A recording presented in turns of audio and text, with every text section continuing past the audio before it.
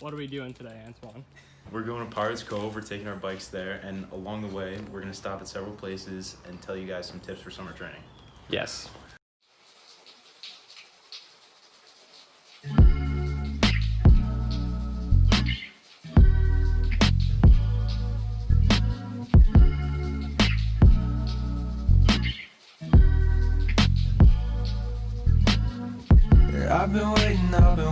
I've been waiting for someone like you. Almost currently pumping up his road bike tires. So we're gonna divide this up probably into what, like a mental and a physical part, and talk about both of those. Yeah. Awesome.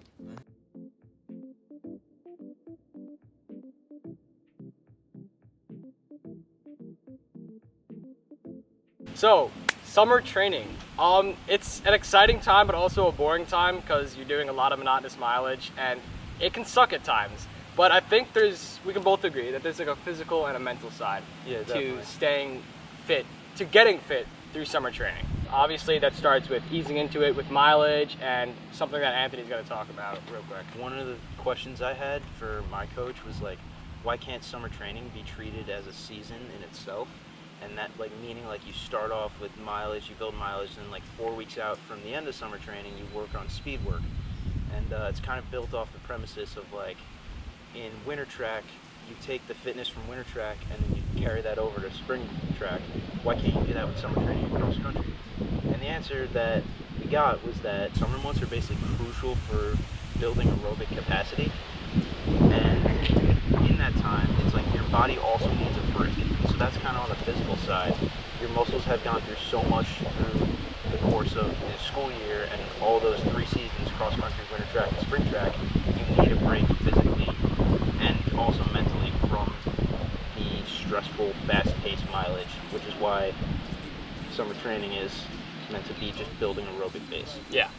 OC on the cheapest flight. Lately I've been on the move trying to get to something. But I told her I've been running just to see the sights, see the lights, and they're not my type. So we chill with brother if it's like. Okay, so we told you a little bit about how to summer train, but how are we actually doing it personally? So for us, we'll be starting around 4, 5, 6 miles only for the first couple weeks, starting June 21st, right? Yeah, starting slow.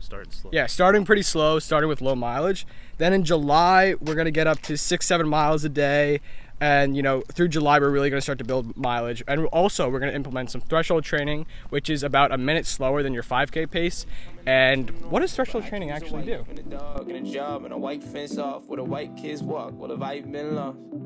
Don't know where the days went. I spent a lot of nights in a blur, and I bet it's been a few too many trying to make it. And I haven't yet. Yeah. We had to bet. I'm only here. Yeah. So threshold training helps you deal with the lactic acid throughout your muscles during a race, right? So you're supposed to start building lactate threshold throughout summer training. So how we do that throughout summer training is we run tempo runs, we run fartleks, and threshold pace is kind of that pace where it's a little bit slower than the pace that you can hold for 30 minutes. So maybe 10K race pace, or maybe even half marathon race pace for elite distance runners. So I'd like to describe it as something that's comfortably hard, but something that will make you ultimately better and help you deal with that soreness that you get, as I said, throughout races, throughout long runs, throughout whatever you're running. And building that threshold is really important for a lot of distance runners. Where are we headed now? Right now, I'm gonna go show Komo this secret beach. Yeah, we're going. You don't like this music, then don't be listening to it. I'm just a dude that or something similar. If you don't keep it real, can you go somewhere? Yep. We're gonna be at Port Jeff Harbor in 3, 2, 1. Perfect. Go. Where are we at right now? Port Jeff Harbor. So we were over there last time near the smokestacks, and now we're here. Port Jeff. Alright boys, currently I'm on the PJBC. There's Komo. Nice. How does it feel? It feels great. I feel very relaxed. I could sleep here, honestly. Another giant part of the physical side of summer training is the pace and the workouts. So last year, Komo and I, our summer training was 0 workouts, and the pace was what was it? Was it 8 minutes? It was 8-minute It pace. was pretty slow, yeah. Yeah. So we did like slow, only aerobic running, and realistically, that's just not the best way to put you in shape for cross country. This year, what we're doing is we're starting out around like 7:30 pace, 7:40 pace, and then by the end of the summer, we're gonna be doing all of our normal runs around 6:40, 6:30 pace. And I mean, obviously, it takes a couple weeks to get to that. And also, the workouts we're gonna be doing is we're gonna slowly over the month of July, we're gonna add in tempos, fartleks, no track work, but we're also gonna be doing cross training, swimming, and biking. So yeah. Yes. On another side note, one thing that you can also do is lifting, and you might not know how to lift just basic exercises. Like body weight training. Body weight training is really great. So make sure you're hitting all your muscle groups. You want to get your upper body, your core, your back, and honestly, you also Even your legs, Yeah, too. even your legs. Even though it seems like you're doing a lot of mileage, your legs are still going to need that extra like kick. Yeah. And now, a hill. So, we're at the infamous Belterre Hill. I don't know if you can see, you can zoom in a little bit, but it's like very steep and long, like it goes longer than what you see. It's massive. Yeah, it's a massive hill, it's very steep, and as you can see, we already climbed. We've already gone up like a fourth of it. Yeah. Like, But, like all that down to the cars over there, that's literally 1/4 of the hill. Yeah, so we might die, but Anthony will be filming it, so. Let's get it done. Let us go. Can you go somewhere but here? Cause you know we're only losing control. All right, after that hill, I say if you headed don't to like the music, you don't be listening Belterre. to it, you know, I'll just Long road, then we're going to Pirates Cove, which is a cool beach in this neighborhood, so. you go somewhere but here. Cause you know we're only losing control just for a minute. Oh. All right. Last thing we want to quickly talk about on the physical side of things is hill work. Considering we just did that major hill on our bikes. Yeah, hills are tough. I mean, they're not easy, but Never easy, yeah. considering, you know, we run at one of the hilliest, toughest courses in the nation, I think it's really important that It's definitely essential. yeah, it's essential, especially for us that we're doing a lot of hill work. Not only just running on hills throughout regular training days, but actually like doing workouts and intervals on hills, whether that be our 800-meter hill Yeah. or the 600-meter hill at Greenway. There's a lot of different hills that you can do. When you're doing hills like repeatedly, what can happen is like your legs will get stronger, and the harder you push off the ground, the faster you go.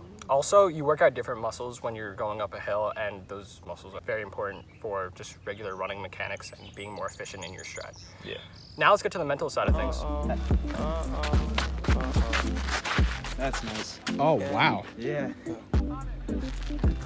What a view. I would throw a rock. Damn, I almost fell.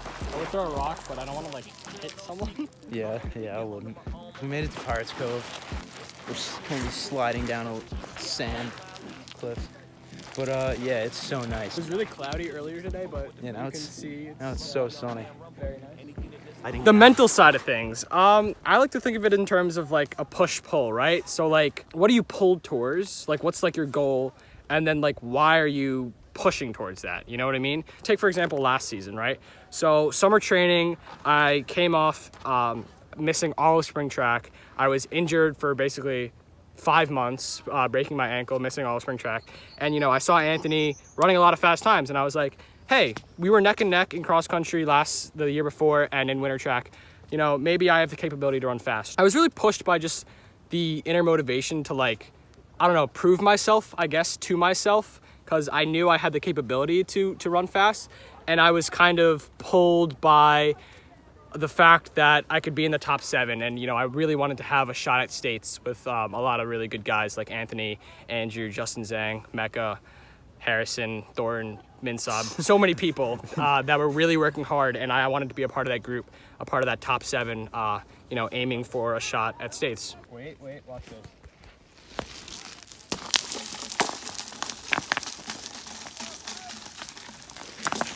I just threw a rock.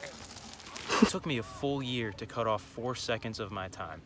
And that just going through the entire year from last spring track, 2019, to even though we didn't have an official season this year, to the spring track of 2020, just going through that it was just a massive mental warp. And being completely honest, there were so many times that I just felt like, why am I doing all this? What is it for? And truthfully, when I did put in the work, when I did everything right, all the little things, what I was eating, the amount of water I was getting, the amount of sleep, it's just all that, it helped me so much, not only physically, but mentally be prepared for my race. And I just think being able to get past those bumps in the road is something that can really show how strong of a runner and an athlete you are. Adversity makes you stronger. Another thing that you can do to get like through those hardships, through those bumps in the road, is you can keep a log. You can keep a log of your training. By that I mean there's a bush. By that I mean you can literally just like, I do mine on Google Docs. I just I write the date, I write what I did, how far I went. What that allowed me to do is that took me from being so mentally not wanting to do it to seeing the days I took off. After seeing all those days of not doing anything, it whipped me into shape. And I honestly, it helped me consecutively run faster, run farther by just seeing everything and being held accountable for it. Logs are good, guys. I highly recommend that. Our coach is making us do that. He's having personal logs for all of us for summer training, and I think that's a great way to stay on top of your training. Also, one thing, keep it fun. It's like we talk about this very seriously, like, oh, it's like hard and stuff like that, and of course it's going to be difficult, but like sports in general is just meant, you know, you're supposed to have fun. Explore new places, make friends with your teammates, and just have a good time. As I said, like, just find something to diversify your training. Make it different, make it fresh, make it new. It helps a lot. Well, the vibe been long. Don't know where the days went. I spent a lot of nights in a blur, and I bet it's been a few. So Anthony, for you personally, are you excited for summer training? Oh, I'm so hyped. Just to actually run with everyone again. It's been so long. It's gonna be the best. And explain what happened last summer. Last summer? Yeah. Oh, with me? Or? Yeah. Okay, so last summer I had a major Achilles problem. So I actually never have done a summer training ever. Because like as a freshman, I didn't do it. And then last year my Achilles was all messed up, and then this year I can actually do it. It's gonna be hype. Let's go. You don't like this music, you don't be listening to it, you know. I'm just a dude that you know, or something similar. If you don't keep it real, then you go somewhere but here, cause you know we're on